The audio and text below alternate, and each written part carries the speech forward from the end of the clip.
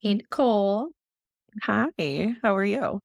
Good. I am super excited for this series, this speechy side hustle series, gearing up for our SLP Business Connect 2025 panel.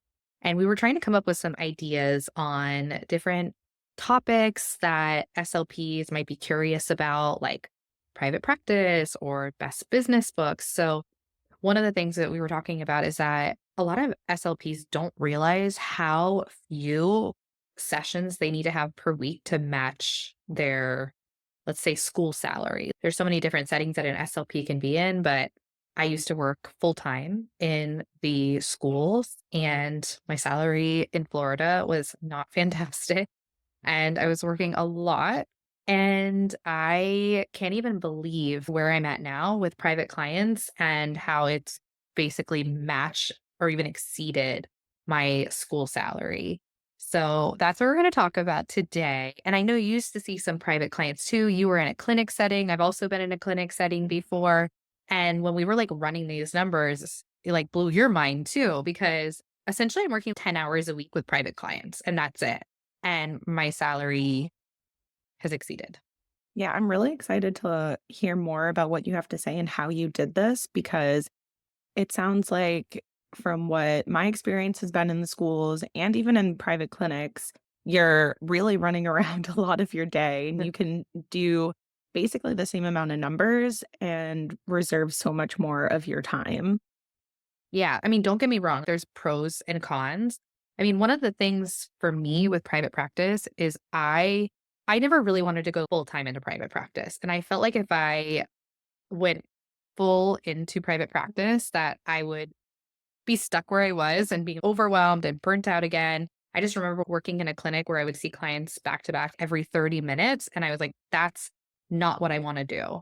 And so there is a way to see private clients that doesn't put you on this hamster wheel. And that's kind of what I've created for myself. And it's actually taken me a lot longer than I know it takes some other people. Like we had the giggly SLP on and she grew hers super fast within a year, but I know all her eggs were in like the private practice basket. Mine has not. I do a lot of different things, but I still like to dabble in private practice. And then more recently, I started taking on a few more private practice clients. I just got a lot of referrals at the beginning of this year, too. And so I just kind of trusted that that's the route that I'm supposed to be going right now. And it's been really awesome to see how quickly that can grow, but also, again, how few clients you have to see to match your salary that I was working in the school. So let's jump right into it. So Yeah. currently, I am seeing 3 clients 2 times a week at 150 a session, and I like it that way, but I think that if I were to take on, let's say, 2 more clients that I saw twice a week, that would get me to 10 hours a week. So right now I'm working 6 hours, private practice clients, making a little over 3,000 a month, but I'm also doing tassel and everything else, and also I wanna keep it kinda part-time right now because my daughter's still really young, but yeah, so it's not a lot of overtime is what I'm Yeah. trying to So say. when you first started this and started seeing these clients on the side, how did you start? And how did you know, even from the start, how to know what to charge these families? What were you basing it off of? No, those are great questions. So, I don't know, I'm a big believer in niching down, getting a lot of experience in one area and kind of like knowing what your favorite population to work in with is, and then just like, saying no to the populations that you know you can't serve best because our field is really broad and I've tried it all. I've done the feeding and swallowing, the stuttering, articulation and phonology, AAC, and I felt like my path always kept bringing me back to AAC. And then I recently, I would say within the past 2 years, got or had taken the meaningful speech course on Gestalt language processing. And after I was added to the registry, I felt like I started seeing more referrals come in, not only from families, but other speech language pathologists as well.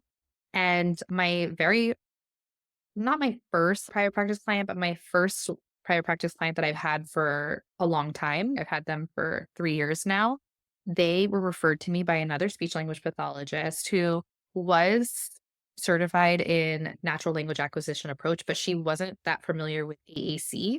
And so I had both of those specialties. And this client was in the stage one Gestalt language processor, but non speaking as well. And so she said to the family, I think this is going to be a better fit for you.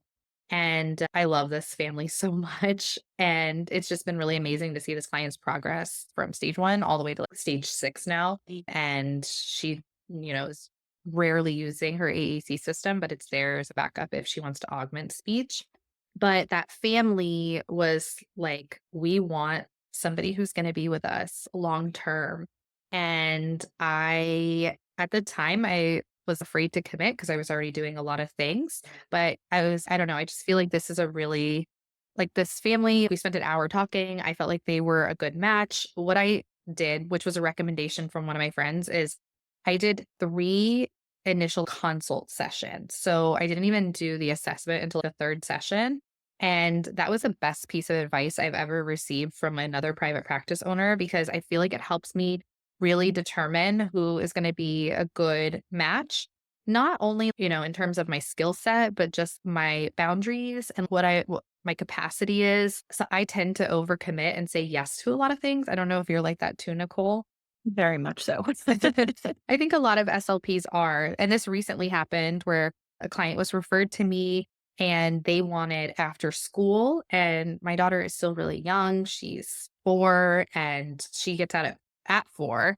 This client got out at 3. So I was like, yeah, I could do 3:30. My husband will pick her up on those days.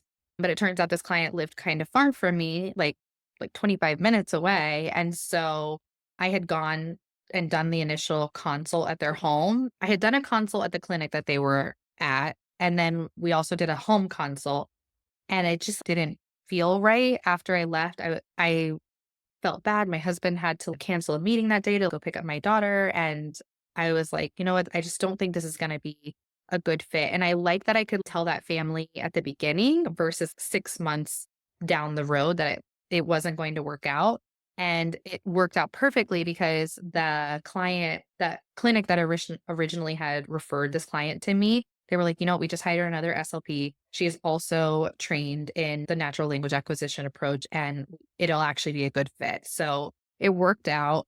And I feel like that is a really, really good tip. So for anybody that is just starting to take on private practice clients, know what your boundaries are, know what your skill set is. And, you can try to see other clients that are outside of your area of specialty. Just make sure you're getting a lot of training and taking courses in that area and maybe even mentorship if possible. But, start to narrow down who your ideal client is because it's definitely going to help propel your business and help you stand out from other private practices in your area. But it's also going to help you enjoy the process too. So I hope that answered your question because I know you said, how did you start seeing clients on the side? It started with referrals, essentially. I do have a website and I did invest a little bit into Google SEO optimization. And I feel like it's helped. But honestly, I feel like my Google results are not usually the best fit. I feel like the referrals that I get are usually a better fit because those speech language pathologists know what I'm really good at. And it's Mm. not their specialty, if that makes sense. Mhm. And then so many private practices have wait lists. So they know that I don't. And if there's a client that's a very good fit, then they'll send them my way. Also, I started, it takes time to build relationships with families, but I've been seeing clients now for, I don't know, maybe 4 or 5 years on the side. And I've been able to ask for reviews, Google reviews. And that was a tip from Marcia Church. So thank you, Marcia, for that tip. And that's also been really helpful because those reviews are pretty specific. So it shows Mhm. families who are looking, up speech therapists in the area, what my skill set is and what I'm good at. And it also shows that the families that I work with have been very happy too. Yeah, that's a lot of good social proof for other families to have more trust in you. And from word of mouth, they can even check to see how other families have worked with you and what they like about it. Can you go into a little more about what you based your prices on and how you learned what to charge based on your area? Yeah. So this is like a big topic of conversation, I feel like, among SLP Facebook groups. And I know that Jenna, the independent clinician, talks about this a lot. It varies significantly based on your state, based on your area. I do live in an area where we have a lot of families that are coming from New York and California. So it's a bit higher SES.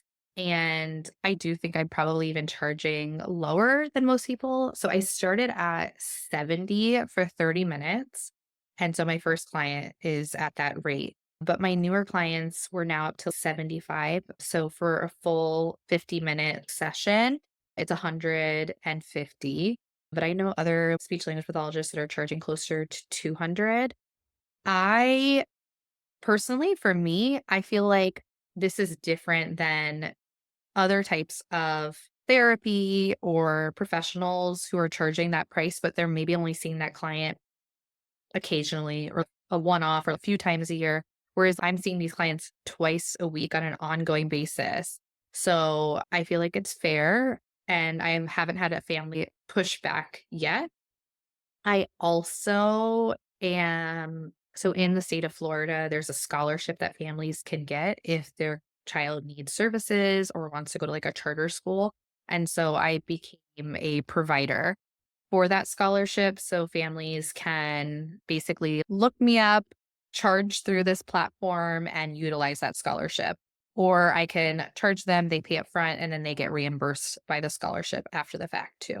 So, yeah, I mean, I don't know. Everything has gone up nowadays, right? So I think I'm in that middle range. But if you just kind of see what other speech therapists in your area are charging and try to find some middle ground, I think that's probably a good place to start. I know people will say that if you specialize in a specific area, that you can charge more for that too. So, like AAC therapy, right? I don't. And that's because I just need a simple system for billing. I don't want to be charging one price for AAC, another price for articulation and phonology. I also feel like it's not the family's fault that their child needs like a specific type of therapy. Now, if I'm doing a very involved evaluation, that's a different story because an AAC evaluation takes much longer than a typical speech and language evaluation. So for the evaluation, yes, I will charge more for that. But for speech therapy, I don't. But I'm also very well versed in AAC. So it's not like it takes that much additional effort for me than, you know, another type of therapy might. If that makes sense. Yeah, definitely. And thank you for being open and transparent about your prices. I Yeah. feel like sometimes people don't throw the numbers out there, which everyone is, like whatever your style is obviously respectable. But thank you for being transparent about that too. How long do you think it took for you to go from seeing one or two clients on the side to matching your school salary? Yeah. So honestly, I could have done it a lot faster, but because I've either been working a full time or a part time job and running another business on the side, whether it be creating digital projects, publishing books, running the podcast, now doing courses and running a continuing education company, I never felt like I had to go full into seeing private practice clients, and I still don't feel that way, but I love being in therapy still and seeing my AAC and my gestalt language processor clients. So this would be more recent. I feel like I didn't really run the numbers myself previously, and I wasn't really thinking. I was just like, "Oh, this client got referred to me. Sure, I'll see them."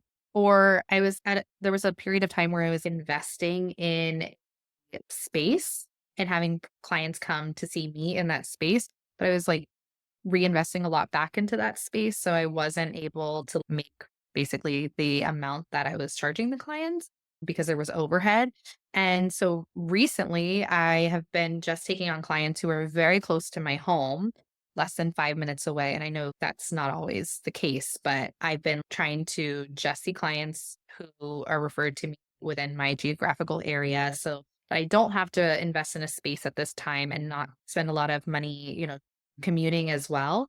But and then I have that price that I explained to you. Another great tip from my friend who has been running her private practice for a long time.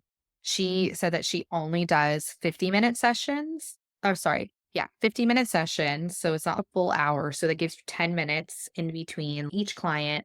And so she'll do direct therapy for 45, and then the additional 5 minutes is parent education or notes. And so it makes a huge difference because the client that I had been seeing for 3 years now, originally we started at 30 minutes. And I don't know why. I think I was just used to that model when I was working in a clinic and it was through insurance. And so I didn't feel like I could sustain a child's attention for a full 50 minutes or 45 minutes. But it is not that much longer. And you're making double the amount that you're making at that 30-minute mark. So I actually recently asked the family that I've been seeing for so long if they wanted to increase the time. Like I just, and it's true, I'll go and see this client at her school, but I felt like the 30 minutes would go by super quickly and we could definitely be doing a lot more with that additional 15 to 20 minutes. And they were totally on board. They were like, yeah, absolutely. What else do you need to work on? Okay. Yeah, that sounds great. So in the school setting for this particular client, we're able to do half the session on the playground, half the session we're doing either one-on-one or in centers with the other students in the class. And the time goes by just as quickly, but now I'm able to charge for the full hour, 50 minutes basically. And let me just put this out there if you haven't caught on yet, I am strictly private pay. So I'm not billing through insurance. I don't have any intentions on billing through insurance anytime soon, but I am a provider for that scholarship. And I provide a super bill as well for one of my clients. But if you want to know more about super bills, I would definitely say look into the entrepreneurial SLP niche because she is a pro at that and she has some really great tips. So I would definitely check that out if you are looking into doing super bills. And then I just recently, like I told you, I had gotten an influx of referrals at the beginning of the year. Several of them I actually referred out because they were not a good fit for me. But then I actually got another family who has two children who needed services. And so I'm able to go to their home for 2 hours twice a week. And that basically puts me at 6 hours a week and sadly, it is very close to what my school salary was for the state of Florida. But if I wanted to get up, let's say to 60,000, you and I were doing the math earlier, Nicole. So 150 a session times 10, that's 5 clients that you're seeing twice a week. And I said I'm seeing 3 clients twice a week right now. So I'd have to get 2 more clients, right? To get Mhm. up to that 10-hour a week mark at 150 a session. What was that? About 6,000 a month. We did it times 10 months because in the schools you're mostly working that 10 month. And that got us to 60,000. Take out your taxes. And if you don't have any overhead, you're just driving to your clients' homes. That puts you in a pretty good place. And with 10 hours a week, you can do so many other things. You could go see more clients. You could pick up more clients. You could do public speaking, you could get a school contract and hire out. So I think a lot of SLPs don't realize how little amount of clients you have to see to basically match what your salary was when you were working full time. So I hope that this provides some clarity for therapists and inspires you to try it. This is definitely something that I would recommend trying on the side of your full time, or if you're taking some time off, maybe you're on a maternity leave or something, that would be a great time to try picking up some clients as well. But I would say Right, or even networking on with the other, summers yeah, for school summers too. SLPs.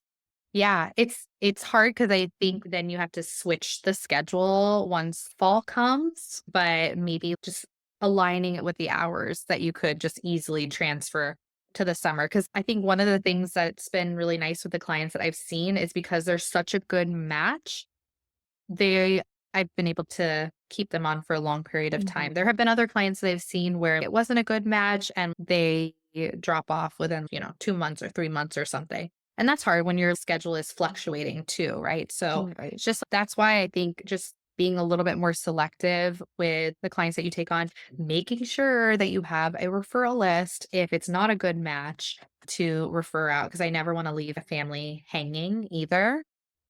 And yeah, so if you have any questions, feel free to reach out at info@tasseltogether.com, or you can message me at Speechy Side Up on Instagram or the Tassel Together Instagram too. But you can do it.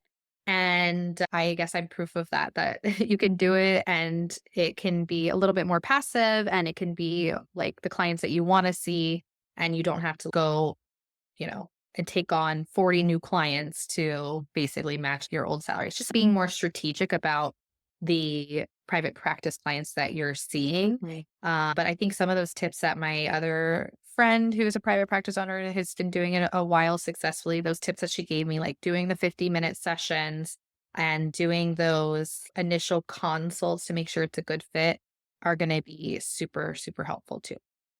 Yeah, and I think if people have been listening to the last couple of episodes on Speechy Side Hustle, they'll definitely hear from some other guests who have made similar or more tips for them for starting a private practice and seeing people on the side. So, thank you for sharing your journey with us. Of course. Thanks for asking the questions, the hard questions. And I know those are definitely questions that a lot of SLPs have. And so, again, hopefully we provided some clarity today.